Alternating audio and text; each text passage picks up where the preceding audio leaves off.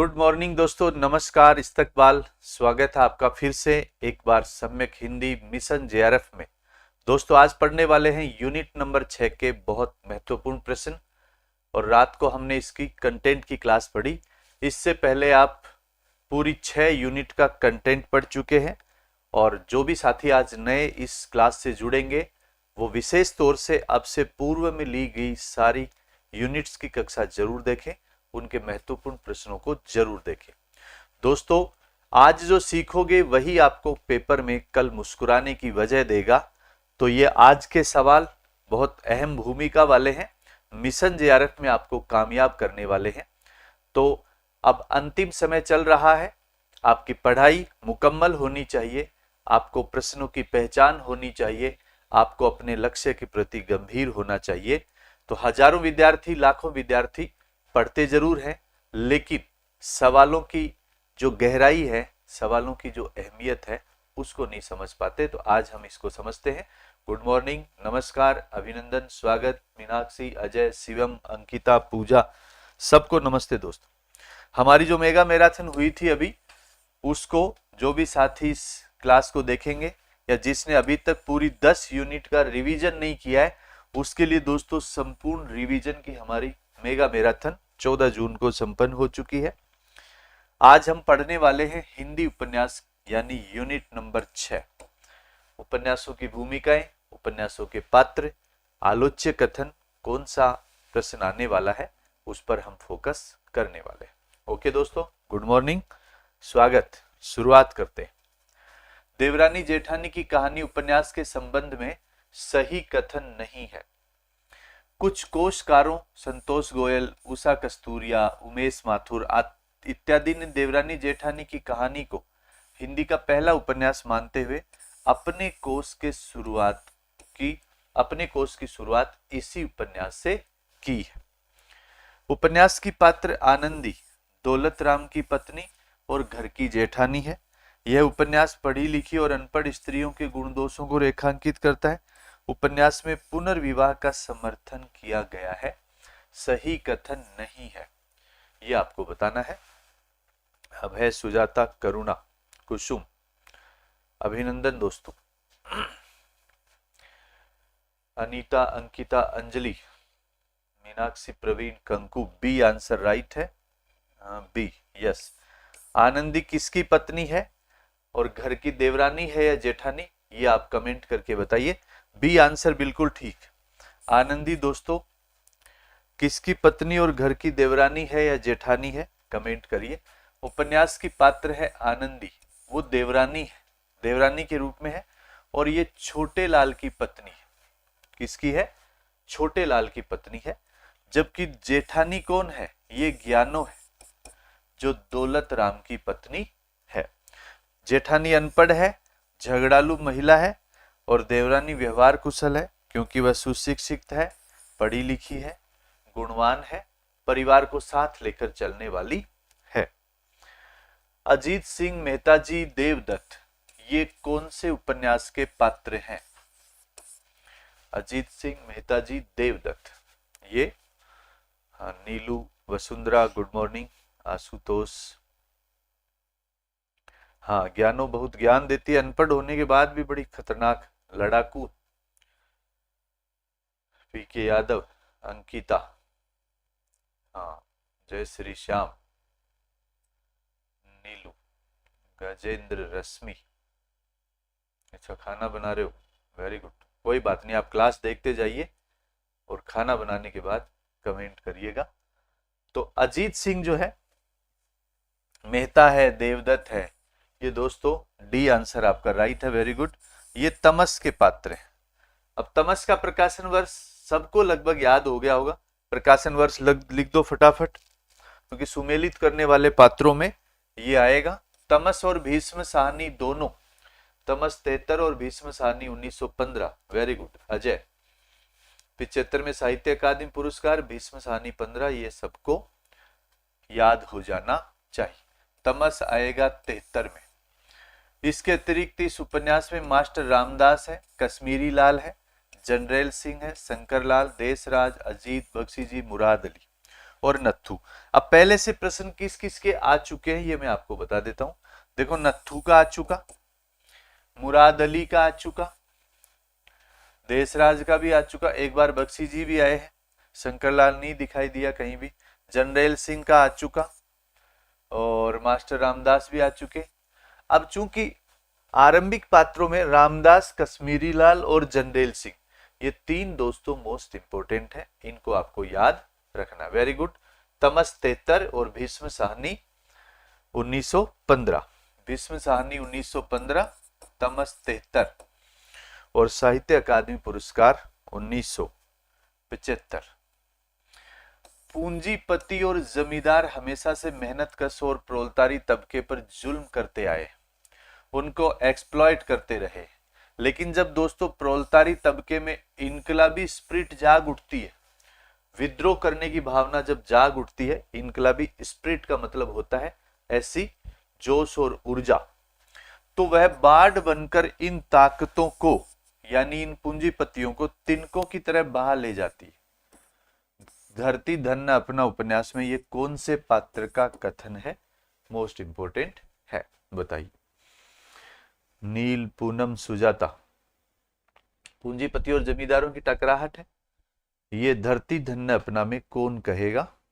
अजय, खुशबू, अभय, अंजलि, सबका अभिनंदन, सबको गुड मॉर्निंग। पूंजीपति और जमींदारों में बिशन काली से, संतराम पालो से, महाशय बिशन से, मिस्त्री काली से। बड़ा अच्छा प्रश्न है, ये आंसर ज्यादा दे रहे हैं। बिशन दास कहता है किससे? काली से, ये करेक्ट है, वेरी गुड। और देखो दोस्तों काली भी क्रांतिकारी है, इसमें कुछ कथन काली के भी प्रश्न उसमें आएंगे परीक्षा में, तो काली के कथन भी आपको ध्यान से याद रखना, ये भी क्रांतिकारी है। तो ये किसका हो गया? बिशन दास कहता है काली से, ये आंसर आपका राइट। परीक्षा गुरु का स्वर सात्विक और वातावरण नैतिक रखने का पूरा प्रयास लेखक ने किया है। यह आलोच्य कथन कौन से विद्वान का है? सिंह को गुड मॉर्निंग। आचार्य शुक्ल, बच्चन सिंह, रामस्वरूप, गुलाब राय। परीक्षा गुरु का स्वर बड़ा सात्विक है, वातावरण बड़ा नैतिक। वातावरण को इसमें दूषित नहीं किया गया, यानी मर्यादा का, समाज का, संस्कृति का, धर्म का पूरा ध्यान रखा गया है। ये सात्विक बातें कौन कर सकता है बताओ? मोस्ट इंपोर्टेंट है, अद्भुत प्रश्न है। ये तो आचार्य शुक्ल तो हालांकि सात्विक ही है, लेकिन सात्विकता की बातें नहीं करते। कंकु, बच्चन सिंह नहीं, नील, ए बी नो। सात्विक बातें कौन करेगा?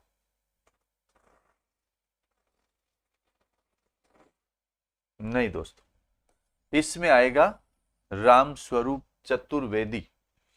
ये सात्विक बातें, संवेदना की बातें, अनुभूति की बातें कौन करेंगे? Ram Swaroop Chaturvedi, very good. Poonam, Anjali, Khan, excellent, very good. ये राम स्वरूप चतुर्वेदी है। सात्विक स्वर की बातें कौन करेंगे? राम स्वरूप चतुर्वेदी, 3 आंसर आपका राइट। कुमार, प्रतिभा, रविदत्त, ये कौन से उपन्यास के पात्र हैं? देवरानी जेठानी, तमस, शेखर एक जीवनी, मेला, आंचल।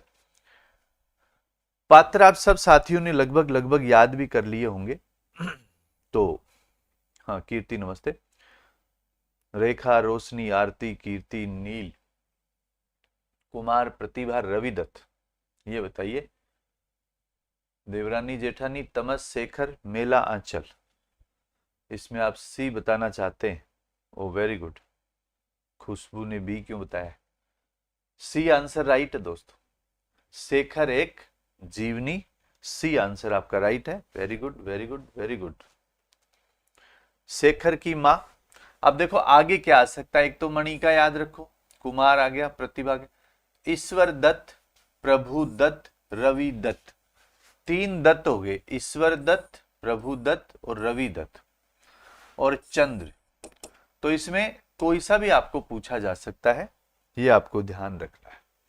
हर्षवर्धन काल की पृष्ठभूमि पर रचित उपन्यास है बाण भट्ट की आत्मकथा। ये किस धर्म को सबसे बड़ा मानता है? हिंदू धर्म, बौद्ध धर्म, सनातन या मानव धर्म? हर्षवर्धन काल की पृष्ठभूमि बाण, बाण को ही बंड कहते हैं। बंड जिसकी पूंछ कटी हुई ऐसे बैल को कहते थे, ये अपन ने कंटेंट में पढ़ा था। ये कह रहा है बंड की हमारे तो इस जो शुभ्र ध्वल श्वेत जो खानदानी जो महिमा थी उसके ऊपर कालिक है बाण का जीवन। वो कह रहा है कि हमें तो बाण यानी बंड कहने लग गए। तो बाण भट्ट को, फिर भट्ट तो लोगों ने आगे लगाया, तो डी आंसर आपका राइट है दोस्तों, मानव धर्म सबसे बड़ा है। Very good very good very good, excellent. Harshvardhan कौन से धर्म का अनुयायी था? बौद्ध था, लेकिन वह दोस्तों ब्राह्मणों को भी राज्य में संरक्षण देता था। और सम्राट हर्षवर्धन वास्तव में सम्राट थे। ब्राह्मणों को, साहित्यकारों को, कवियों को, अपभ्रंश संस्कृत और ये उस समय अपने उसमें समकालीन या दरबार में जितने सारे साहित्यकार थे उनका प्रति वर्ष एक साहित्य सम्मेलन करवाते थे। समन्वय का हिमायती 1946 में लिखा गया उपन्यास शायद स्वतंत्र भारत की ओर से भी समन्वय की आशा से देख रहा था। उपन्यास में मानव धर्म को सबसे बड़ा माना गया है। मेरा यह उपन्यास मेरी किशोरावस्था की कुछ अविस्मरणीय स्मृतियों और उनके दामन में छिपी एक अदम्य वेदना की उपज में लिखा गया है। ये किस उपन्यासकार का कथन है? कौन से उपन्यास के लिए वो ऐसा कहेगा? Ankita Ajay Silaka, good morning. सिंकू रेखा आशुतोष, बाण भट्ट की आत्मकथा, वेरी गुड, 1946, 20 उच्छ्वास। तो ये उपन्यास मेरी किशोरावस्था की कुछ अविस्मरणीय स्मृतियों का, ये कौन सी स्मृतियां हैं? कौन लिखेगा? डी आंसर राइट है दोस्तों, very good very good very good very good.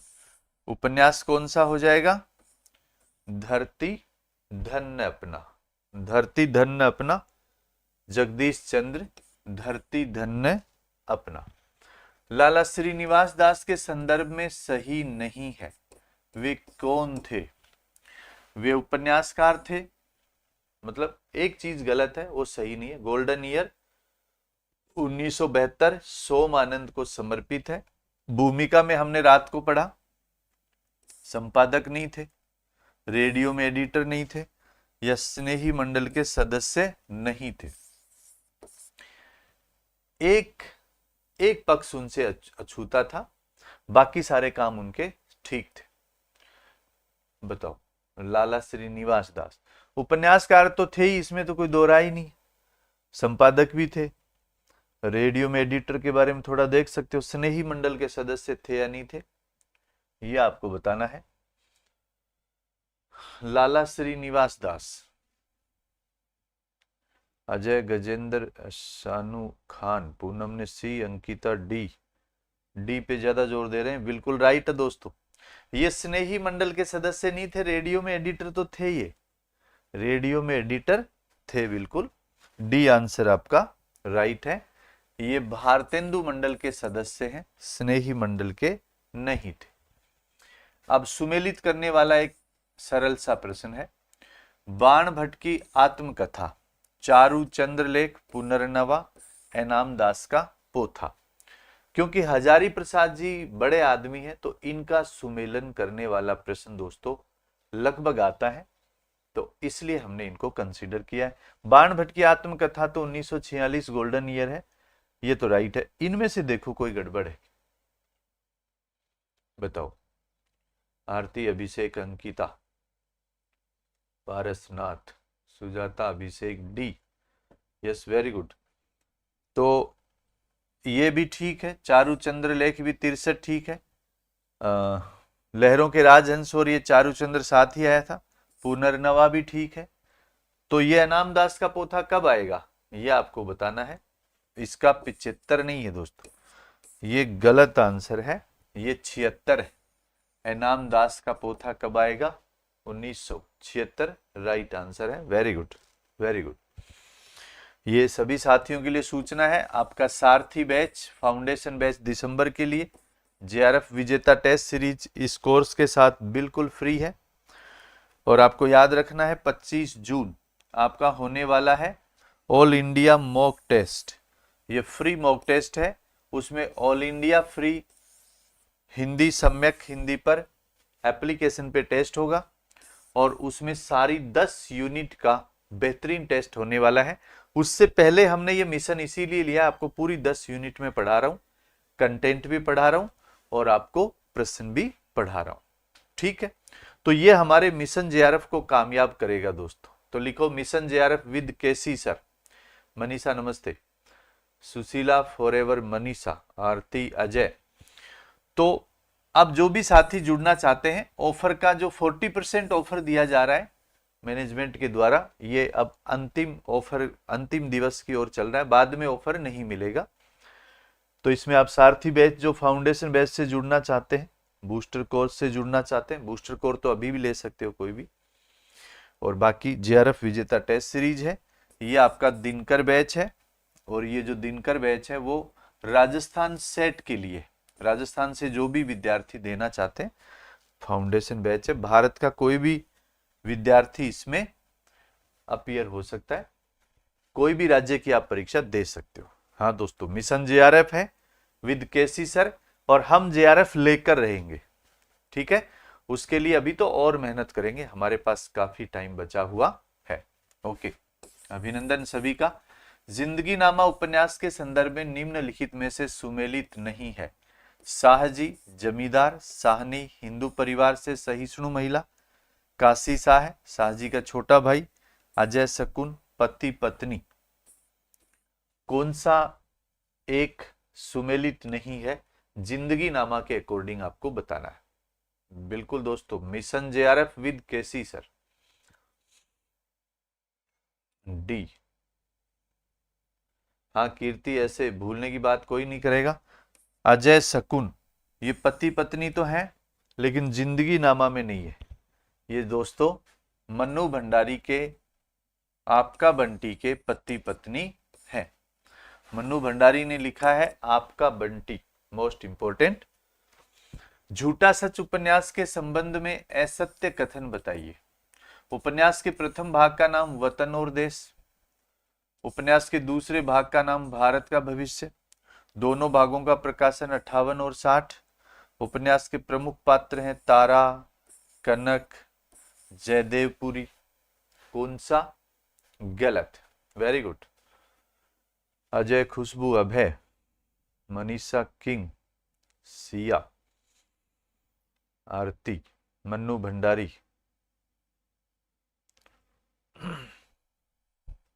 साहित्य अकादमी पुरस्कार भी मिला, वेरी गुड।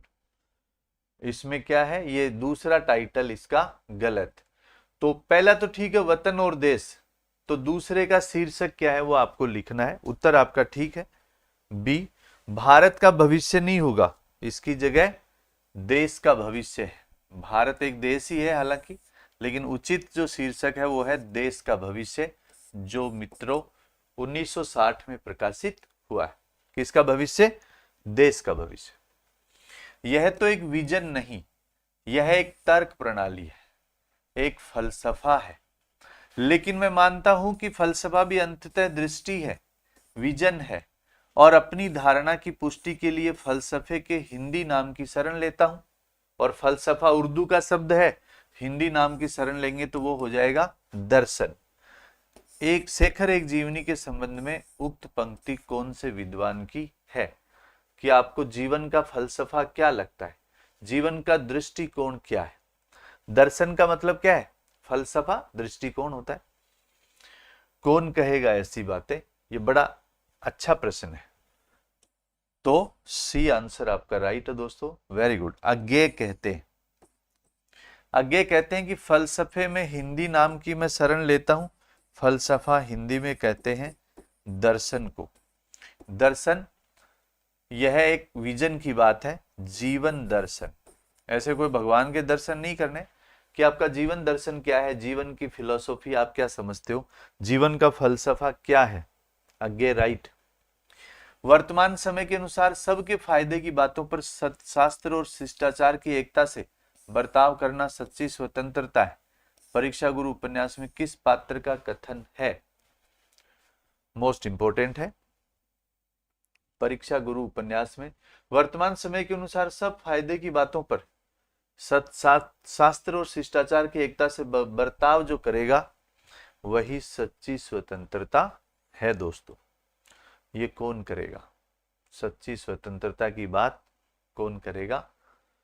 दार्शनिक बात करने वाला एक ही व्यक्ति है, ज्ञान की बातें करने वाला इसमें एक ही व्यक्ति है, और व्यावहारिक बातें करने वाला लगभग कथन किसके आएंगे? वेरी गुड, लाला ब्रज किशोर के आएंगे। Very good. मेला आंचल उपन्यास के प्रथम खंड के किस परिच्छेद में पंत की कविता भारत माता का जिक्र है? मेला आंचल प्रथम खंड और भारत माता कविता का जो पंत की कविता है, कौन से परिच्छेद में इसका वर्णन? थोड़ा प्रश्न टफ है लेकिन अच्छा प्रश्न। नील, सुजाता, मनीषा, शिवानी, बताइए। सी, बी, सारे आंसर आ रहे हैं। सी पे ज्यादा फोकस है। ओ वेरी गुड। 27 दोस्तों, अभिनंदन आपका। 27 उत्तर आपका राइट आएगा, बिल्कुल राइट है। निम्नलिखित कथनों पर विचार करो और असंगत का चयन करो।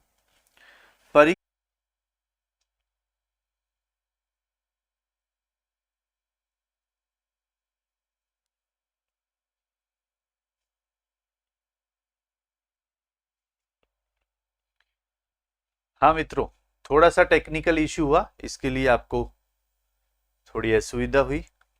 अब क्लास एकदम ऑडियो वीडियो ओके है, एक बार आप कंफर्म कर दीजिए। सभी साथियों ने इतनी देर आपस में बात कर ली, ये भी एक अच्छा है। सभी साथियों की तैयारी अच्छी चल रही होगी। Mission JRF with KC sir, Devendra, Ajay, Khan, Ranjana, Manisha, okay दोस्तों, सब ठीक है? एक बार आप कमेंट कर दीजिए। ऑडियो वीडियो क्लियर आ रहा है? अगला प्रश्न है, निम्नलिखित कथनों पर विचार करो और असंगत को आपको चिन्हित करना है।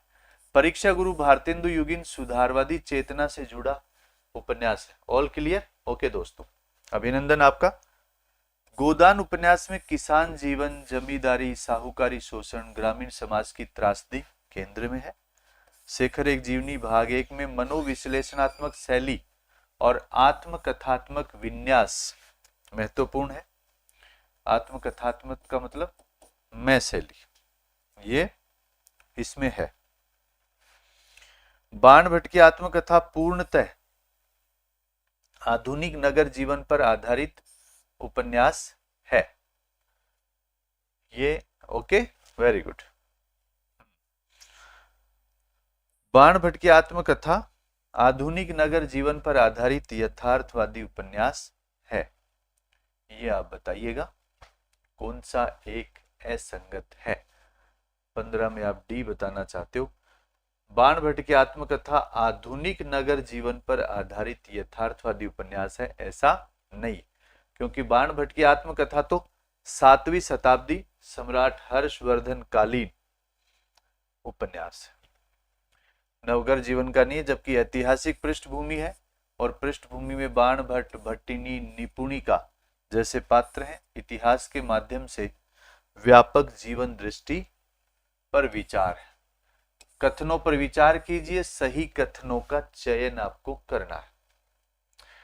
गोदान उपन्यास में होरी की गोदान इच्छा केवल धार्मिक कर्मकांड नहीं है दोस्तों, किसान जीवन की सांस्कृतिक आकांक्षा और त्रासदी से भी वो जुड़ती है। धनिया केवल सहायक पात्र है, उसका स्वतंत्र नैतिक व्यक्तित्व नहीं बनता। धनिया की बात हो रही है। गोदान में ग्रामीण और शहरी जीवन दोनों का चित्रण है। बेलारी और सेमरी गांव है। यह उपन्यास प्रेमचंद की अंतिम महत्वपूर्ण औपन्यासिक उपलब्धि माना जाता है। कौन सा एक गलत है? हाँ, गोदान का प्रकाशन बिल्कुल 1935 है, राइट आंसर है। कंचन गुड मॉर्निंग। सभी साथी इसमें MA 1, 3, 4 तो 2 को आप छोड़ना चाहते हैं, 2 में कुछ गड़बड़ है। धनिया सहायक पात्र नहीं है दोस्तों, उसका स्वतंत्र नैतिक व्यक्तित्व नहीं है। धनिया तो सुपरस्टार है, धनिया वास्तव में मुख्य भूमिका की पात्र है। देखो हीरो तो होरी रहेगा, हीरो तो कौन है, होरी है, ये नायक है। तो धनिया दोस्तों इसकी क्या है, ये नायिका है। धनिया गोदान उपन्यास की सबसे बड़ी हीरोइन है, जो दबंग है, जो व्यावहारिक है, प्रतिरोधी है, क्रांतिकारी है। ये अत्यंत सशक्त पात्र है। होरी की तुलना में कई जगह धनिया अधिक व्यावहारिक है और अधिक प्रतिरोध करती है, नैतिक दृष्टि से भी बड़ी स्पष्ट है। गोदान 1935 में प्रकाशित हुआ प्रेमचंद का अंतिम तथा अत्यंत महत्वपूर्ण उपन्यास माना जाता है। गोदान 1935। शेखर एक जीवनी भाग 1 के संदर्भ में निम्नलिखित कथनों पर विचार करना है और आपको असंगत कथन को चिन्हित करता है। हाँ, धनिया बहुत बड़ी हीरोइन है दोस्तों। धनिया के बाद क्रांतिकारी हीरोइन आती है झुनिया, जो इसकी पुत्र वधू है, और सबसे बड़ा क्रांतिकारी मतलब दूसरी पीढ़ी में, होरी तो है, गोबर है। इसमें कथा शेखर के अवलोकन बिंदु से प्रस्तुत होती है। इसमें दोस्तों फ्लैशबैक, प्रत्यक्ष दर्शन शैली का प्रयोग किया है। इसमें घटनाओं के बाह्य क्रम की अपेक्षा चेतना की आंतरिक प्रक्रिया अधिक है। यह पूर्णतः नारी जीवन पर केंद्रित सामाजिक उपन्यास है। डी आंसर लगभग साथी दे रहे हैं, ये बिल्कुल गलत। ये पूर्णतः दोस्तों नारी जीवन पर केंद्रित नहीं है। वेरी गुड, राइट आंसर आपका। ये दोस्तों नारी जीवन पर केंद्रित नहीं है, बल्कि मनोविश्लेषणात्मक आत्मकथात्मक संरचना है। और इसमें शेखर एक पुरुष है। पुरुष के दिमाग में क्या चलता है, शेखर की स्मृतियां क्या है, शेखर का आत्मविश्लेषण क्या है, शेखर का व्यक्तित्व निर्माण क्या है, शेखर का विद्रोह कैसा है, वो लड़ाई झगड़ा कैसे करता है, शेखर की तमाम तरह की बातें उसमें है। प्रथम भाग 41, दूसरा 44, ये लगभग सबको याद है।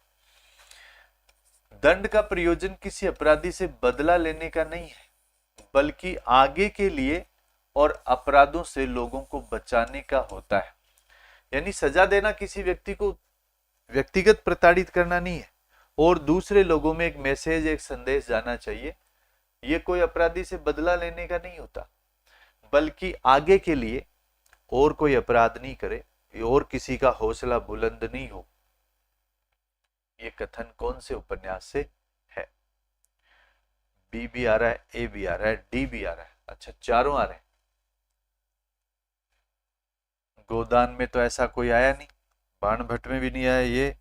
ये दोस्तों परीक्षा गुरु, ये किसका कथन है? परीक्षा गुरु। डी आंसर मोस्ट इंपोर्टेंट है, मोस्ट इंपोर्टेंट है। यह कथन परीक्षा गुरु उपन्यास में किसका है?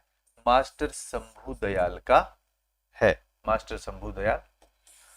निम्नलिखित युग्मों में असंगत को छांटिए, असंगत आपको छांटना है, मोस्ट इंपोर्टेंट। हाँ, अभी एप्लीकेशन पे क्लास होगी दोपहर में, और हम 5वीं यूनिट की कुछ बेहतरीन कविताओं का अध्ययन करेंगे। सभी साथी तैयार रहेंगे जो भी एप्लीकेशन वाले हैं, दोपहर में आपकी क्लास होगी। मेला आंचल, लोक भाषा द्वारा कथ्य की प्रामाणिकता, झूठा सच, स्वतंत्रता उत्तर मोह भंग, ये स्वातंत्र्योत्तर मानना है। मानस का हन, तुलसी के जीवन का मानवीय पुनर्पाठ। तमस, ग्रामीण रोमानी जीवन का आदर्शीकरण। डी, तमस ग्रामीण जीवन का, ग्रामीण रोमानी जीवन का आदर्शीकरण दोस्तों इसमें नहीं है। डी आंसर आपका राइट, वेरी गुड। बाकी सारा ठीक है। अब गांव के लोग बेचारे रोमानी जीवन वैसे ही नहीं जीते, तो इसलिए ये मामला ठीक नहीं। तमस 73 में रोमानी आदर्शीकरण नहीं है दोस्तों, बल्कि विभाजनकालीन हिंसा है, भय है, त्रास है और डर है, सांप्रदायिक दंगे हैं, उनका एक यथार्थवादी चित्रण इसमें किया गया। गोदान उपन्यास के प्रधान पात्रों में कौन सुमेलित नहीं है? पंडित ओंकार नाथ संपादक थे या नहीं थे? श्याम बिहारी तनखा बीमा कंपनी के दलाल, मिस्टर मेहता उद्योगपति, मिस्टर मिर्जा जूते के दुकानदार। मिस्टर मिर्जा क्या है? जूते के दुकानदार। कौन सा एक गलत है ये आपको बताना है। सुजाता, अंजलि, खुशबू, मीनाक्षी, पूजा, मनीषा, डी या सी? मिस्टर मेहता उद्योगपति है? Yes, very good. Mister Mehta उद्योगपति नहीं है, मिस्टर खन्ना है। सी आंसर आपका राइट है। मेहता तो फिलोसॉफी के अध्यापक है। मेहता क्या है? दर्शन शास्त्र के अध्यापक। पंडित ओंकारनाथ संपादक है, ये बीमा कंपनी है, श्याम बिहारी तनखा आएगा। मिस्टर खन्ना दोस्तों उद्योगपति है, मिस्टर मेहता दर्शन शास्त्र, मिस्टर मिर्जा जूते की दुकानदार है, और मिस मालती लेडी डॉक्टर है जो लंदन से पढ़ कर के आई। जूते के दुकानदार कौन है? मिस मिर्जा, और मिस मालती लेडी डॉक्टर है, और ये लंदन से डॉक्टरी पढ़ कर के आई। मालती की दो बहन है, दोनों बहनों का आपको नाम लिखना है। फटाफट लिखिए। मालती की दो बहन है, दोनों का आपको नाम लिखना है। लिखिए, मालती की दोनों बहनों का नाम आपको लिखना है। फटाफट लिखिए। गोदान महाकाव्यात्मक उपन्यास है। दुनिया में केवल दो ही महाकाव्यात्मक उपन्यास हैं दोस्तों। पहला है लियो टॉल्स्टॉय का युद्ध और शांति, वार एंड पीस। अब ये इसमें मोस्ट इंपोर्टेंट है, सरोज और वर्दा। वेरी गुड, वेरी गुड, अभिनंदन दोस्तों। मालती की दो बहन है, एक सरोज है और दूसरी है वर्दा। Very good. तो एक तो उपन्यास क्या है? टॉल्स्टॉय का युद्ध और शांति, वार एंड पीस, याद रखियो। दूसरा दोस्तों प्रेमचंद का गोदान है। दुनिया में आपको अगर कोई ढंग का उपन्यास पढ़ना हो तो ये बता दिया गया है। ये बताओ ये कौन कहेगा? दो ही उपन्यास, गोपाल राय, बच्चन सिंह, नलिन विलोचन, कमल किशोर गोयनका। कौन बताएगा? सी भी आ रहा है, बी भी आ रहा है, बच्चन सिंह भी आ रहा है। नहीं, बच्चन साहब हमेशा नहीं आएंगे। हैं? बच्चन साहब के पीछे पड़े? नहीं दोस्तों, बच्चन साहब तो नहीं है। नहीं, बच्चन साहब नहीं है। बी के पीछे नहीं पड़े। बच्चन को छोड़ दिया जाए और कुछ आगे बढ़ा जाए। देखो अभय ने डी बताया है, कंकु डी बता रही है, ये डी राइट है दोस्तों। कमल किशोर गोयनका, कमल किशोर गोयनका कह रहे हैं, कमल किशोर है ना, वो कह रहे हैं दो ही उपन्यास है, लियो टॉल्स्टॉय, आप पढ़ो वार एंड पीस, युद्ध और शांति। तो बाकी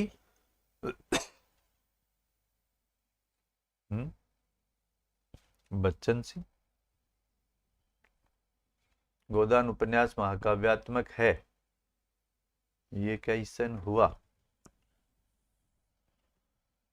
महाकाव्य, दुनिया में केवल दो ही महाकाव्य हैं, युद्ध और शांति, और ये बच्चन सिंह ही राइट है, लेकिन इसको फिर भी अपन देखेंगे।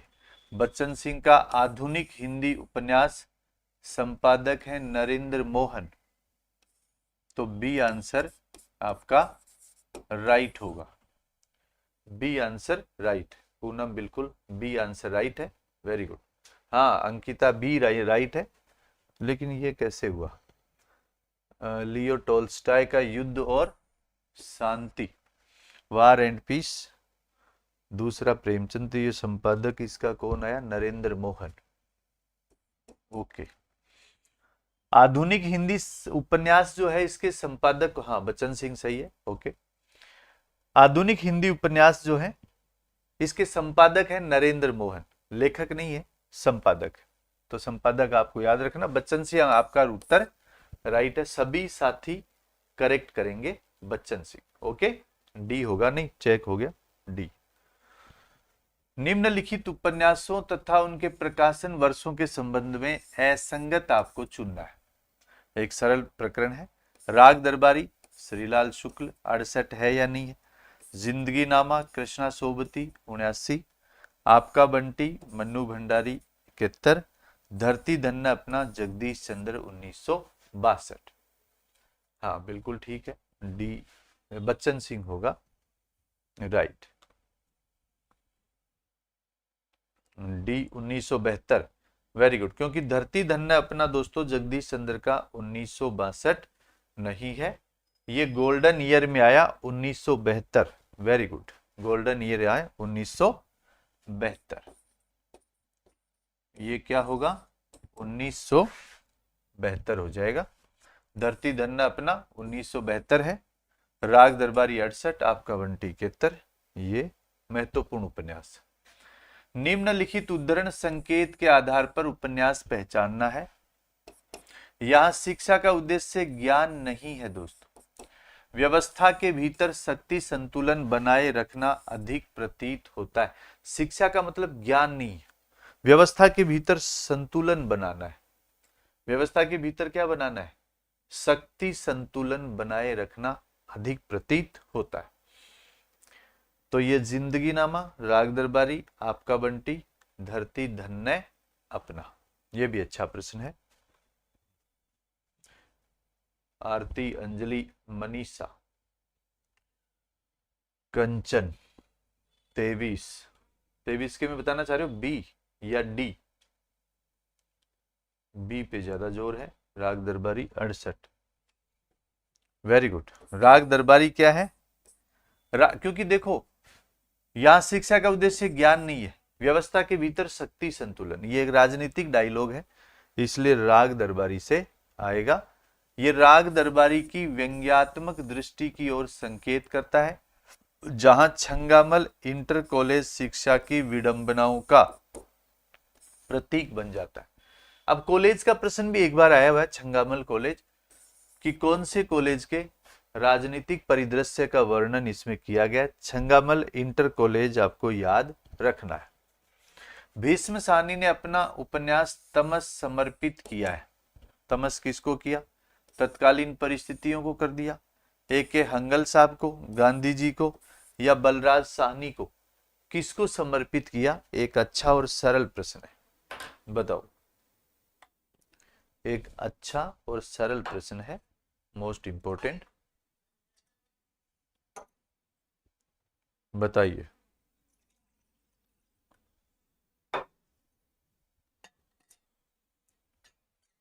कीर्ति, पूनम, मीनाक्षी, रोशनी, कंकु, सत्यम, अजय, आशा। अच्छा पेन उधर रह गया। तो ये दोस्तों मोस्ट इंपोर्टेंट प्रश्न है, बलराज साहनी को किया, डी आंसर आपका राइट है, वेरी गुड। अब भीष्म साहनी के बलराज साहनी बड़े भाई साहब हैं, ये दोनों क्या है, भाई हैं, और भाई साहब को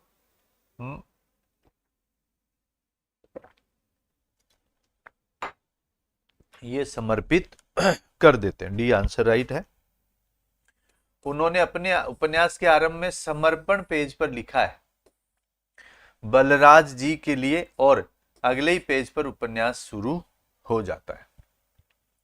संपूर्ण पंजाब में हिंदू अमीर थे दोस्तों, ऊंचे ऊंचे पदों पर थे, अल्पसंख्यक होने के बावजूद भी आर्थिक, सामाजिक और कुछ सीमा तक राजनीतिक सत्ता उन्हीं के हाथों में थी। लेखक का मंतव्य यह है कि विभाजन की त्रासदी का शिकार सामान्य लोग ही हुए, उच्च वर्ग के लोग बिल्कुल भी नहीं हुए।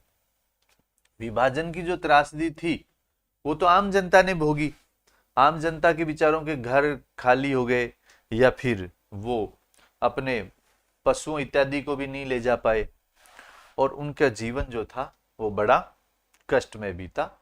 बाकी बड़े लोगों का, लेखक ये कह रहे हैं कि उच्च वर्ग के लोगों का कुछ भी नहीं बिगड़ा।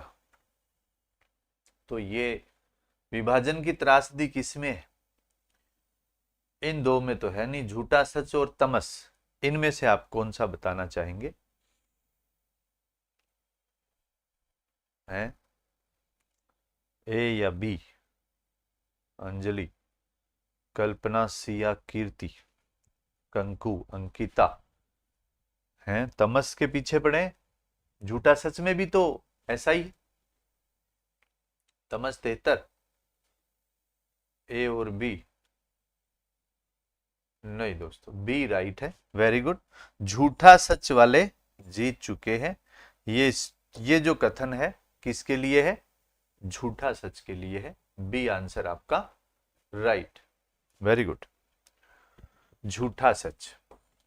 यशपाल ने देश विभाजन को आर्थिक संदर्भ में भी देखा। लेखक की दृष्टि में यह पहलू सर्वाधिक महत्वपूर्ण है। देश विभाजन के मूल में आर्थिक कारणों की खोज करते हुए वे इस निष्कर्ष पर पहुंचते हैं, यहां से शुरू होता है कि संपूर्ण पंजाब में हिंदू अमीर थे, ऊंचे पदों पे थे, अल्पसंख्यक होने के बाद भी उनका पूरा दबदबा था। आर्थिक, सामाजिक और कुछ सीमा तक राजनीति सत्ता उन्हीं के हाथों में थी। लेखक का मंतव्य यह था कि विभाजन की त्रासदी तो आम आदमी झेलता है, उच्च वर्ग के लोगों का कुछ भी नहीं बिगड़ता। निम्नलिखित में अनुचित पात्र आपको चुनना है। डॉक्टर प्रशांत, बावन दास, कमली और रंगनाथ, इनकी प्रवृत्ति के अनुसार। तो इसलिए हमेशा कोई भी जैसे पात्र है, आजकल उन पात्रों की विशेषताएं पूछ लेते हैं कि कौन सा पात्र कौन सी विशेषता रखता है, कौन सा गुण रखता है, ऐसा हमें। तो प्रशांत क्या आधुनिक चेतना का ही पात्र है, ये आप जानते हो।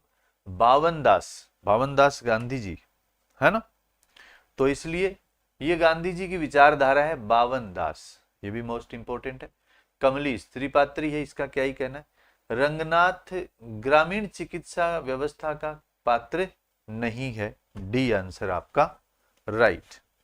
रंगनाथ दोस्तों राग दरबारी का सबसे प्रसिद्ध पात्र है। रंगनाथ राग दरबारी का पात्र है, यह विकल्प मान्य नहीं होगा। इसमें फूल भी है, सूल भी, धूल भी है, गुलाल भी, कीचड़ भी है और कंचन भी, चंदन भी, सुंदरता भी है, कुरूपता भी, मैं किसी से दामन बचाकर निकल नहीं पाया। ये मोस्ट इंपोर्टेंट कोटेशन है। हमने रात को मेला आंचल की, अच्छा वो इसमें आ गया क्या, भूमिका नहीं पढ़ी थी, क्योंकि भूमिका आपको पहले भी बताई गई है। इसमें फूल भी है, सूल भी, धूल भी है, गुलाब भी और कीचड़ भी है, चंदन भी, मेला आंचल की भूमिका से आपको दिया गया है। यह प्रसिद्ध प्रश्न है। अब इसके नीचे का दूसरी कोटेशन, ये फूल भी, सूल भी, धूल भी, गुलाल भी, ये तो सबको याद है, चंदन भी, कीचड़ भी। अब इसके नीचे की आएगी इस बार, कथा की सारी अच्छाइयों और बुराइयों के साथ साहित्य की दहलीज पर आ खड़ा हुआ हूं। पता नहीं अच्छा किया या बुरा, जो भी हो अपनी निष्ठा में कमी महसूस नहीं करता। मैं अपनी निष्ठा में कोई कमी महसूस नहीं करता हूं। यह भूमिका से प्रश्न है, यह मोस्ट इंपोर्टेंट है, ये भूमिका से लिया गया है। हाँ वो क्योंकि ये अपन अक्सर बोलते हैं ना, मेला आंचल की भूमिका 1954, 2 खंड, 44, 23, 67 परिच्छेद। वेरी गुड पूनम, 1954 राइट है। इसका प्रकाशन वर्ष, और इसमें 2 ही खंड है और 2 खंडों के अलग अलग 44 और 23 ऐसा करके 67 परिच्छेद इसमें आएंगे। Okay very good. Kanku, Manisha, Abhishek, अच्छा रेणु जी आपके पास के, अरे वाह बधाई हो आपको। निम्नलिखित उपन्यासों का प्रकाशन वर्ष कौन सा गलत है? हजारी प्रसाद जी बाण भट्ट की आत्मकथा, फणीश्वरनाथ रेणु मेला आंचल, यशपाल का झूठा सच, अमृतलाल लागर मानस का हंस। अब क्योंकि उपन्यास तो मुझे लगता है लगभग सबने याद कर लिए, एक प्रश्न को सुमेलित करने वाला आ भी सकता है या जरूरी नहीं ना भी आए, तो भी हमें याद रखना है। ये गोल्डन ईयर आत्मकथा 46 सबको याद है, मेला आंचल सबको आता है, झूठा सच 58 और 60, मानस का हंस गोल्डन ईयर में आता है, ये गलत है क्योंकि ये 71 में नहीं आता, ये 1972 में आता है, ये सबको याद है।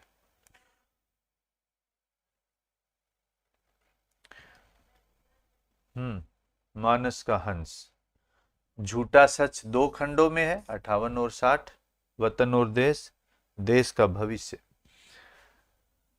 श्रीलाल शुक्ल का राग दरबारी कब आया? कृष्णा सोबती का जिंदगी नामा, मन्नू भंडारी का आपका बंटी, जगदीश चंद्र का धरती धन है अपना। इसमें कौन सा गलत है? ये भी एक सरल प्रश्न है, ये भी आपको बताना है। थोड़ा पानी पीते हैं।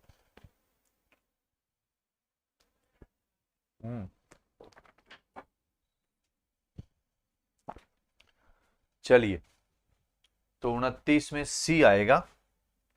आपका बंटी 69 में नहीं आएगा दोस्तों। आपका बंटी कब आएगा? 1971। आपका उत्तर राइट। आपका बंटी उपन्यास का सही प्रकाशन 1971 है। जिंदगी को चलाने और निर्धारित करने वाली कोई भी स्थिति कभी इकहरी नहीं होती। उसके पीछे एक साथ अनेक और कभी कभी बड़ी विरोधी प्रेरणाएं निरंतर सक्रिय रहती। जिंदगी कोई एक तरह से नहीं चलती दोस्तों। इसके लिए कोई भी स्थिति कभी इकहरी नहीं होती। उसके पीछे एक साथ अनेक और कभी कभी तो बड़ी विरोधी प्रेरणाएं भी सक्रिय रहती है। ये भी कितना अच्छा है। और विरोधी प्रेरणाएं होनी चाहिए दोस्तों। अगर सब कुछ ही सीधा सीधा चलता रहे, इकहरा चलता रहे, तो आप क्रांति कैसे करोगे? आप मिशन जेआरएफ के लिए कैसे लड़ोगे? पड़ोसी की अगर जेआरएफ नहीं हुई तो आप तो बिल्कुल नहीं करोगे। आप तो सोचोगे कि सर चल रहा है काम। तो देखो, मन्नू भंडारी ने बातें बड़ी क्रांतिकारी की है ना। इसके पीछे अनेक और बड़ी विरोधी प्रेरणाएं निरंतर सक्रिय रहती है। मन्नू भंडारी। आपका बंटी की भूमिका से जनपत्री बंटी की मन्नू भंडारी का वक्तव्य है। आपका बंटी की भूमिका। मैं उन लेखकों में नहीं हूं जो अपने लेखन को सर्वथा दोष रहित मानकर सीधे स्वयं या किसी प्रायोजित आलोचक मित्र द्वारा बताए गए दोषों का जवाब देकर विवाद को कुछ और दिन जिंदा रखना चाहते हैं। मैं उनमें से नहीं। ठीक है, ये मोस्ट इंपोर्टेंट है। हाँ, मन्नू भंडारी जी 31 में आए, एमपी भानपुरा। आपका बंटी जो अपने लेखन को सर्वथा दोष रहित मानते। दोष देखो सब में होता है दोस्तों, कंप्लीट कोई नहीं है। त्रुटियां सबसे होती हैं, गलतियां सबसे होती हैं, और होनी भी चाहिए। मनुष्य है तो गलती होगी। अगर गलती नहीं होगी तो फिर तो भगवान हो जाएगा। भगवान भी जब धरती पे अवतार लेकर आए हैं तो गलतियां हुई है, चाहे राम जी हो चाहे श्री कृष्ण जी हो। तो हजारी प्रसाद अमृतलाल, ये श्रीलाल शुक्ल, डी आंसर आपका राइट हो दोस्तों। Very good. Shrilal Shukla, most important, Shrilal Shukla. Raag Darbari उपन्यास की ये प्रस्तावना से लिया गया कथन है, मोस्ट इंपोर्टेंट। बाण भट्ट की आत्मकथा उपन्यास में निपुणिका का चरित्र किस विशेषता के कारण महत्वपूर्ण बनाया गया? राजनीतिक महत्वाकांक्षा है उसमें, आध्यात्मिकता है, संवेदनशील प्रेम और त्याग है, निपुणिका का विद्रोही स्वभाव है। हाँ, ये श्रीलाल शुक्ल जी को 1800 में कौन लेके जा रहा है? 1800 में नहीं करो, 1925। तो निपुणिका में ऐसी क्या खास बात है जो उसको बड़ा विशिष्ट बनाती है? हाँ, ये ठीक है। हजारी प्रसाद जी 7 में, श्रीलाल शुक्ल जी 25 में। Very good. सी आंसर देना, संवेदनशील प्रेम और त्याग। ये दोस्तों बिल्कुल बाण भट्ट की आत्मकथा में आता है, मोस्ट इंपोर्टेंट है। संवेदनशील प्रेम और त्याग। निपुणिका उपन्यास के अत्यंत मार्मिक पात्र। उसका प्रेम केवल आकर्षण नहीं बल्कि समर्पण है, त्याग का रूप लेता है। बाण भट्ट के व्यक्तित्व की जटिलताओं को वह समझती है, उसके जीवन में भावनात्मक गहराई जोड़ती है। उपन्यास में एक संवाद है, ये मोस्ट इंपोर्टेंट है। ये आपको मैंने बूस्टर कोर्स में कहीं ना कहीं दिया होगा।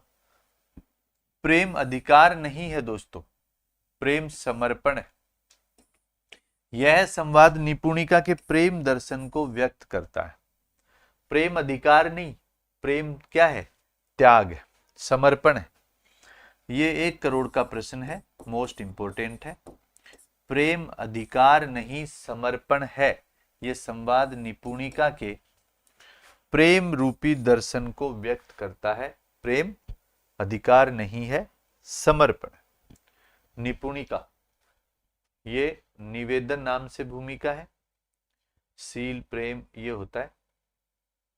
एडमिट कार्ड आ गए तो बधाइयां सभी साथियों को। बस थोड़ी देर में क्लास पूरी होगी, उसके बाद एडमिट कार्ड देख लेना।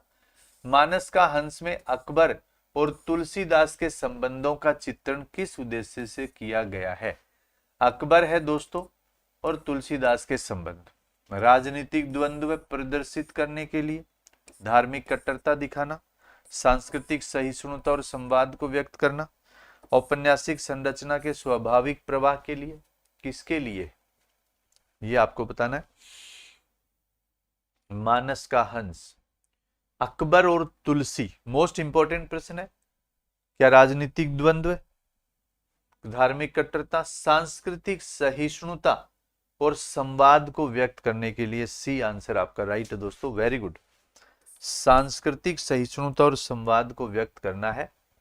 उपन्यास में मुगल कालीन भारतीय संस्कृति की उदारता, संवेदनशीलता